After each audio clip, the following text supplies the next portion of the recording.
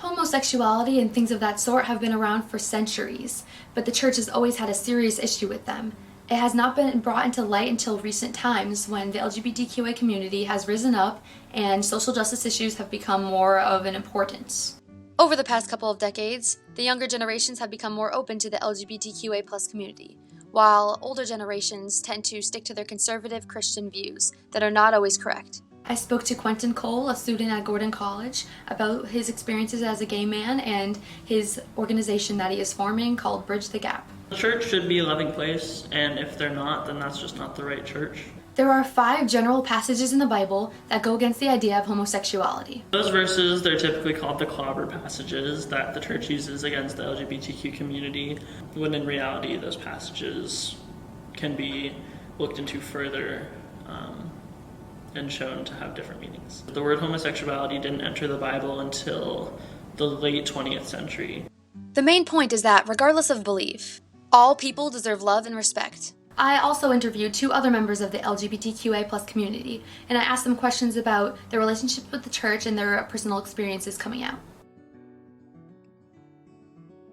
I had about 7 families from that denomination try and convert me. I had books mailed to my house.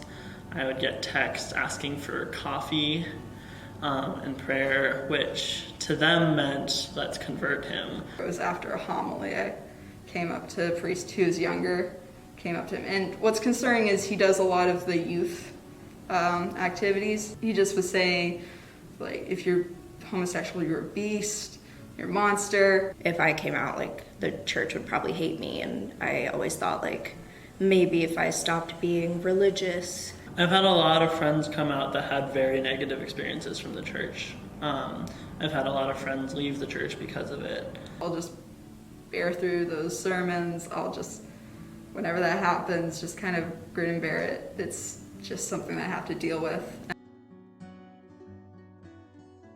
The term coming out refers to the moment when an LGBTQA+ community member tells the general public that they prescribe to this community and that they are not straight, they are not cisgender, etc. Coming out is a very anxiety-inducing event. So when I came out to some of my close friends first in November 2019. And I originally came out as bisexual because that's what I was more comfortable with. But then after a while I was like, oh, I'm just gay. It's just kind of, whenever it comes up in conversation and whenever it applies, it's like, oh, hey, I am bi. I'm like, this applies to my life. Some of the people online, like people that went to my old school, have been like rude about it, and they were like slandering me and stuff for just like being bisexual. The question brought up now is, what can the church and the Christian community do to reach out to LGBTQA+ members who have been previously hurt and beaten by the experiences of their church?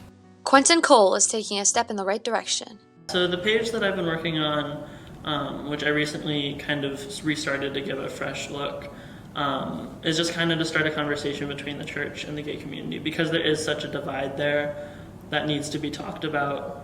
I realized it after I made the big post on Instagram, because that's when I realized how many of some of my close friends really didn't understand the conversation or the situation. And so if for anything, I figured it would just be a helpful way to kind of break the silence. The main goal is that the church can understand how to love members of the LGBTQ community, and that members of the LGBTQ community can feel comfortable around members of the church. Bridge the Gap is based on the social media platform Instagram. The experiences of these students are only small pieces of a major issue. While progress is being made in the church, there are many changes that still need to happen. I won't let the church change me, but I know that I can't change my church, which is sad because it should be a community. You should love your neighbor, love everybody, regardless of sexuality, race, whatever. Like, no matter what, keep being you. Just don't come in from a biased standpoint. Come in with open ears, be ready to listen to what someone has to say. This is Jordan Walker for COM 101.